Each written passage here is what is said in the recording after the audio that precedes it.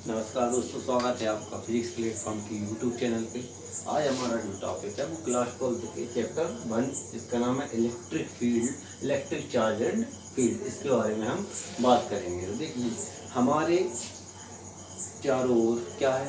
Nature, जिसको धर्म में भगवान कहा गया है, उसे साइंस की भाषा में क्या कहते हैं कि हमारे चारों ओर क्या है? नेचर। और ये नेचर जो है किस चीज़ से मिलकर बना है? एक मैटर से और एक आपका रेडिएशन से, मतलब एक पदार्थ से मिलकर बना है और एक विकिरण से मिलकर बना है। और आज की मॉडर्न फिजिक्स में ये चीज़ भी है कि आपको पदार्थ को मैटर में, पदार्थ को विकिरण में चेंज कर सकते हो और विकिरण को पदार्थ में चेंज कर सकते हैं।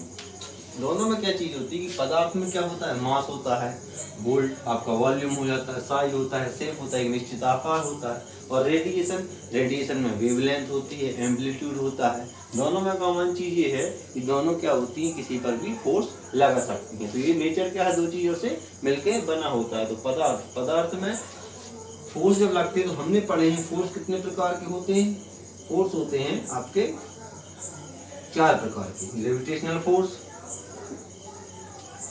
फोर्स, सेकेंड है आपका इलेक्ट्रिक फोर्स, थर्ड है आपका वीक न्यूक्लियस फोर्स और फोर्थ है आपका स्ट्रॉन्ग न्यूक्लियस फोर्स। इसमें से 2 फोर्स तो आपके न्यूक्लियस के अंदर रहते हैं, जिन्हें हम कहते हैं माइक्रो फोर्स, और 2 फोर्स आपके जो रहते हैं, जो आप अपनी आंखों से देख सकते हो, उन्हें बोलते हैं मैक्रोस्कोप फोर्स। तो जो ग्रेविटेशनल जो फोर्स जो होता है आपका, ग्रेविटेशनल फोर्स, ये किसके लिए लगता है? इसका रीजन होता है आपका मास, किसी भी चीज का द्रव्यमान। जैसे ये आपका मार्कर है, इस मार्कर को जब मैंने हैंड पे रखा तो ये क्या कर रहा है? इस हैंड पे फोर्स लगा रहा है नीचे की ओर। सेकंड, आप कोई बड़ी बुक ले लो तो बुक जब फोर्स लगाएगी तो ज़्यादा फोर्स लगाएगी। और कोई बड़ी हैवी चीज़ ले लो, उसको आप हाथ में रखोगे तो वो ज़्यादा फोर्स लगाएगा। मतलब अपने फार्मूले के अकॉर्डिंग F = mn/m2/r का स्क्वायर, इसके अनुसार जो फोर्स लगता है वो फोर्स रहता है, वो रहता है आपका ग्रेविटेशनल फोर्स, जो टोटली किस पर डिपेंडेड होता है? उस पदार्थ के मैटर पे डिपेंड होता है। लेकिन एक फोर्स, ये तो हो गया था ग्रेविटेशनल फोर्स, एक फोर्स और हमें देखने को मिला। जैसे मैंने ये मार्कर इस पे चलाया, तो आप जो देख रहे हो, जो इंक के पार्टिकल इस बोर्ड से जाके चिपक गए, ठीक है। तो अब देखिए, ये इंक जो है, इंक के पास, इसके पास भी अपना थोड़ा सा मास रहेगा, और अर्थ के पास भी क्या है? मास। मतलब अर्थ इसको क्या कर रही है? अट्रैक्ट कर रही है, कैसे?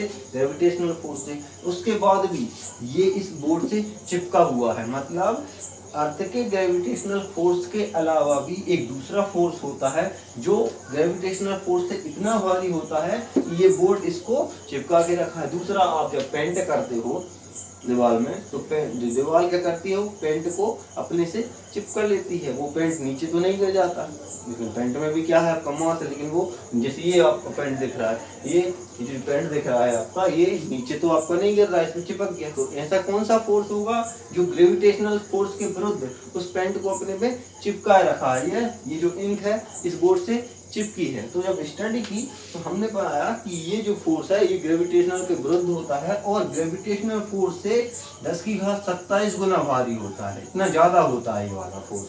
ग्रेविटेशनल फोर्स जितना होगा उससे 10⁻27 गुना ज्यादा होगा। उस समय फिर क्या हुआ? बेंजामिन जो फ्रैंकलिन थे, उन्होंने प्रयोग किए। तो उन्होंने क्या किया? कांच का एक मटेरियल, कांच लिया और एक प्लास्टिक ली। तो कांच को लेने के बाद उन्होंने अर्थ पे जो छोटे छोटे पार्टिकल्स हैं उनको उठाना चाहा कांच से, लेकिन नहीं उठे। उसके बाद उन्होंने कांच को क्या किया? रगड़ा, और रगड़ने के बाद जैसे ही उसको उठाया तो वो पार्टिकल उठ गए। उसके बाद प्लास्टिक में भी ऐसे ही किया। प्लास्टिक को से जब उन्होंने पार्टिकल उठाए तो नहीं उठे, लेकिन जैसे ही प्लास्टिक को किसी पे रगड़ा उसके बाद पार्टिकल उठाए, पार्टिकल उठ गए। जैसे आप भी देखते हो, आप जब कंघी से कोई पार्टिकल उठाते हो तो नहीं उठता, लेकिन कंघी को जैसे ही ऐसे फेरते हैं उसके बाद कोई पार्टिकल उठाते हैं तो उससे चिपक जाता है। तो जो पार्टिकल जो नीचे पड़े हुए हैं अर्थ पे, वो किस लिए हैं? अर्थ उनको अपने ग्रेविटेशनल फोर्स लगा के खींचे हुए हैं। लेकिन आप जैसे ही कांच को रगड़ा और उठाया तो पार्टिकल उठ गए। मतलब ग्रेविटेशनल फोर्स के विरुद्ध कांच में एक इस प्रकार का फोर्स बना जो उन पार्टिकलों को उठा ले रहा है, और ग्रेविटेशनल फोर्स के विरुद्ध उठा ले रहा है, मतलब वो ग्रेविटेशनल फोर्स से कैसा है? भारी है। तो वो कितना भारी है? 10⁻27 गुना भारी है। अब क्या हुआ? जैसे ही उन्होंने कांच को और प्लास्टिक को आपस में मिलाया। देखिए ये भी चार्जेबल। अब उन्होंने क्या बोला कि कांच में आवेश आ गया या प्लास्टिक में आवेश आ गया, मतलब शक्ति आ गई। कैसी शक्ति? वो उस पार्टिकल को उठा ले रही है। लेकिन कब? जब आप उस कांच को या प्लास्टिक को कहीं पर रगड़ दो, उसके पहले नहीं उठा रही थी। मतलब रगड़ने से इस दोनों पे, चाहे कांच हो या प्लास्टिक हो, एक प्रकार का आवेश आ गया। तो इन्होंने कहा ये कौन सा आवेश है?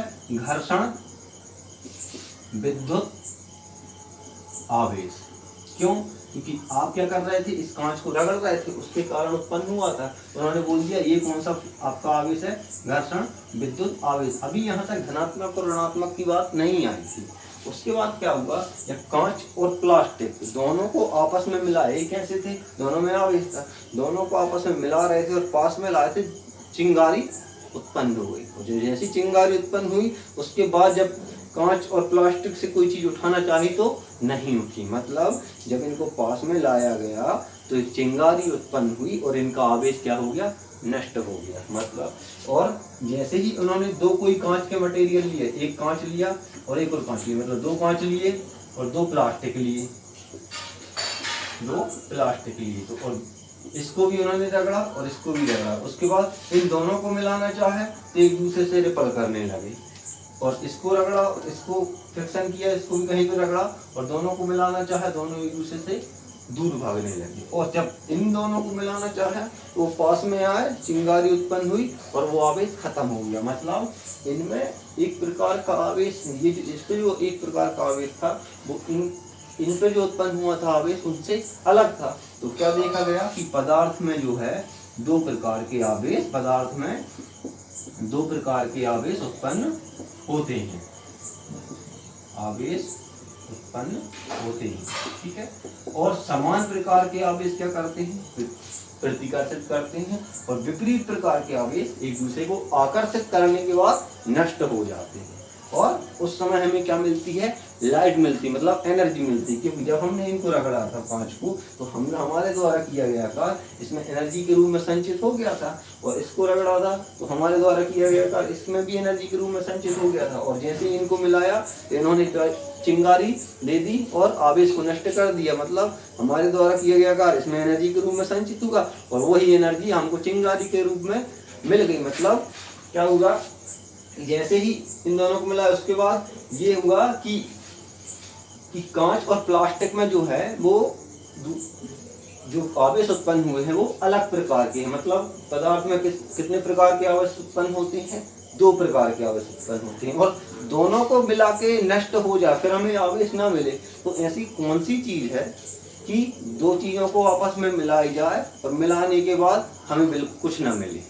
तो फिजिक्स में तो ऐसी कोई चीज है ही नहीं कि हम दो चीजों को मिलाएं और वो आपको नष्ट हो जाए, कुछ ना मिले। लेकिन मैथ्स में ऐसी चीज है, प्लस और माइनस, इन दोनों को आपस में आप मिलाते हो तो हमें क्या मिलता है? जीरो मिलता है, मतलब कुछ नहीं मिलता। जैसे हमें बोला कि +50 और -50 कितना हो जाएगा? जीरो। +2 माइनस का 2 कितना हो जाएगा? जीरो। मतलब आपके प्लस और माइनस मिलने से क्या हो रहा है? हमें कुछ मिल रहा है क्या? नहीं मिल रहा। ऐसे ही ये दो अलग अलग प्रकार के आवेशों को मिलाने पर क्या हमें कुछ मिल रहा है क्या? कुछ नहीं मिल रहा, आवेश ही नष्ट हो जा रहा है। तो एक को बोल दिया आपका धनायन, एक को क्या बोल दिया?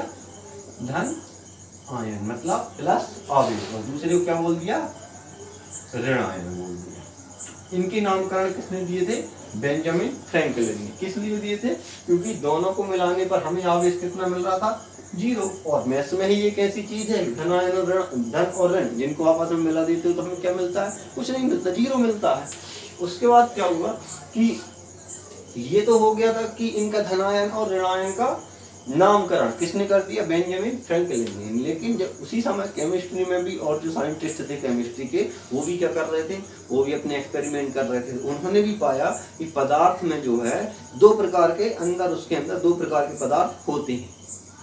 दो प्रकार के पदार्थ उसमें होते हैं। यहाँ पर भी हमको दो प्रकार के आवेश मिले, एक कांच में अलग प्रकार का मिला, प्लास्टिक में अलग प्रकार का, मतलब कोई एक मटेरियल में दो प्रकार का आवेश मिल रहा था। और केमिस्ट्री में जो साइंटिस्ट जो कर रहे थे प्रैक्टिकल, वो भी उन्होंने बताया कि आपके पदार्थ में अंदर दो प्रकार के पदार्थ होते हैं। एक का नाम दिया था उन्होंने इलेक्ट्रॉन और एक का नाम दे दिया उन्होंने प्रोटॉन। और वहां पर जो देखा गया फिर कि जो आपका जो इलेक्ट्रॉन था, इलेक्ट्रॉन वैसा ही व्यवहार कर रहा था जैसा हमारा यहाँ पर ऋणायन कर रहा है, और प्रोटॉन वैसा बिहेव कर रहा था जैसे कि हमारा यहाँ पे धनायन कर रहा है। तो हमने क्या दिया कि हो ना हो ये जो इलेक्ट्रॉन है उस पर ऋणायन है और प्रोटॉन है उस पर धनायन है। तो यहाँ से ये चीज थोड़ी क्लियर हो गई कि आपके एटम के अंदर ऋणायन होते हैं, धनायन होते हैं। ऋणायन इलेक्ट्रॉन के ऊपर होते हैं और जो धनायन है वो आपके प्रोटॉन के ऊपर होते हैं। और उसके बाद फिर उन्होंने एक प्रैक्टिकल और किया कि ये तो देखो, ये तो हमने क्या किया था, कांच को रगड़ा था, जब आवेश उत्पन्न हुआ है, अभी हम इस हैंड को रगड़े यहाँ पर तो दोनों में आवेश उत्पन्न हुआ। हमेशा आवेश जोड़ी में उत्पन्न होता है। जैसे हम आपको बताएं कि ये है आपका, ये दो मार कर लिए मैंने, ये हो गया कांच, ये हो गई आपकी प्लास्टिक, और जैसे ही हमने इसको रगड़ा तो ये कांच पे एक प्रकार का आवेश आ गया और एक प्रकार का आवेश आ गया आपका इस पे प्लास्टिक की। तो और ये दोनों ही प्रकार का आवेश था विपरीत था, जैसे दोनों ही प्रकार का आवेश क्या था, विपरीत था। और जैसे ही दोनों को आपस में मिलाया बीच में चिंगारी उत्पन्न हो गई और वो आवेश क्या हो गया, नष्ट हो गया। तो हमेशा जो आवेश है वो कैसा, जोड़ी में उत्पन्न होता है। अब बात करते हैं कि उन्होंने फिर उसके बाद क्या है, एक और प्रयोग किया कि प्रकृति में, ये तो हमने आवेश उत्पन्न किया था, प्रकृति में ऐसी कौन सी चीज है जो नेचुरली हमें लाइट दिखती है। तो उन्होंने देखा कि जो बरसात के समय जो बिजली गरजती है, जो चमक होती है, और यहाँ पर जो चिंगारी उत्पन्न हुई थी कांच और प्लास्टिक के बीच में, हो ना हो वो दोनों एक दूसरे से टचिंग है, मतलब जो यहाँ पर जो चिंगारी उत्पन्न हुई थी और वहाँ पर जो चिंगारी उत्पन्न हो रही चमक वो एक ही है। तो उन्होंने क्या किया, इसके लिए एक प्रैक्टिकल किया। उन्होंने एक पतंग ली, उन्होंने क्या ली, एक पतंग लेने के बाद उन्होंने धागे से क्या कर दिया, नीचे यहाँ बांध दिया और इस पतंग को ऊपर बादलों में छोड़ दिया। ठीक है। अब यहाँ पर जब उन्होंने कांच और प्लास्टिक को लिया था उस समय जब चिंगारी उत्पन्न हुई थी मिलाने के दौरान, तो उन्हें क्या लगा था, झटका लगा था। और यहाँ पर भी क्या देख रहे थे वो कि जो चमक उत्पन्न होगी, यदि झटका लगेगा तो ये जो चमक यहाँ उत्पन्न हो रही है और ये जो चमक यहाँ उत्पन्न हुई थी वो दोनों एक ही है। तो जब चमक उत्पन्न हुई उन्होंने इसको टच किया तो करंट नहीं लगा। उन्होंने सोचा नहीं ये हो सकता है, ये चमक वो वाली चमक नहीं है। फिर बरसात, फिर क्या हुआ, उन्होंने इस पतंग को उतारा। उन्होंने ये भी सोचा हो सकता है हमारा प्रैक्टिकल सही नहीं कर रहे हैं, तो उन्होंने इसको उतारने के बाद यहाँ पर उन्होंने एक चाबी लगा दी। चाबी लगाने के बाद फिर उन्होंने छोड़ दिया इसको ऊपर आसमान में। फिर उन्होंने टच किया, जब यहाँ पर बिजली चमकी उन्होंने टच किया, उनको करंट नहीं लगा। फिर क्या हुआ, जब बरसात होने लगी और ये डोरी आपकी जो गीली हो गई, और उस समय जब चमक हुई और जब उन्होंने इसको टच किया उनको एक जोर का झटका लगा।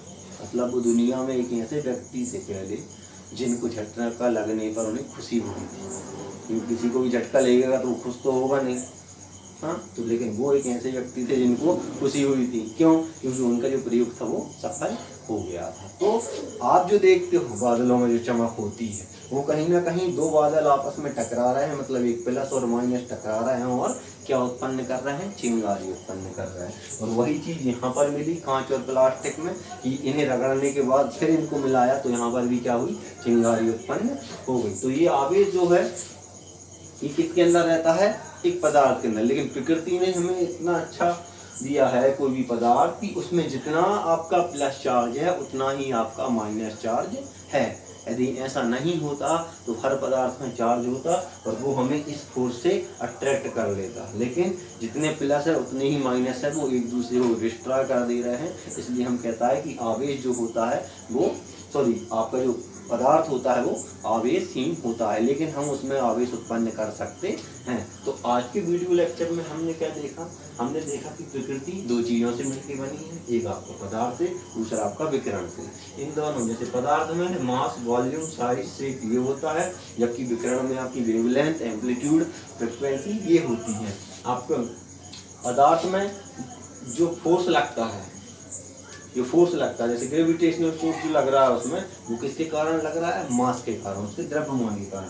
और इलेक्ट्रिक फोर्स किसके कारण लग रहा है? वो आवेश के कारण लग रहा है। और आवेश उत्पन्न करने की क्या प्रोसेस है? आप घर्षण से भी आवेश उत्पन्न कर सकते हो। बहुत सारी प्रोसेस है जो अगर हम 12th में और आगे स्टडी करेंगे, बहुत सारी प्रोसेस के द्वारा आप आवेश को उत्पन्न कर सकते हो। इनको जो धनायन ऋणायन किसने दिया था? बेंजामिन फ्रैंकलिन ने दिया था। क्यों दिया था? क्योंकि जब विपरीत प्रकार के आवेश उत्पन्न कर रहे थे और जब उनको मिला रहे थे तो वो नष्ट हो रहे थे। तो ऐसी यही दो चीजें हैं मैथ्स में, जिनको आपस में मिलाने पर क्या कुछ मिलेगा? कुछ नहीं मिलेगा। तो उनको नाम दे दिया, एक का धनायन और एक का ऋणायन। जब हमें मिला कि ये इलेक्ट्रॉन और प्रोटॉन अंदर रहते हैं, तो इलेक्ट्रॉन का बिहेवियर जब हमने ऋणायन की तरह देखा तो हमने बोल दिया कि इलेक्ट्रॉन का ऋणायन होता है, और जब प्रोटॉन का बिहेवियर हमने धनायन की तरह देखा तो हमने बोल दिया कि आपके प्रोटॉन पे क्या रहता है? धनायन रहता है। फिर बेंजामिन फ्रैंकलिन ने ये पतंग वाला स्टडी की, ये प्रयोग किया। इसमें उन्होंने ये पाया कि यहाँ पर जो आपका चिंगारी उत्पन्न हो रही है, वही चिंगारी सेम आपके बादलों में उत्पन्न हो रही है। मतलब वहां पर भी धनायन और ऋणायन के बादल आपस में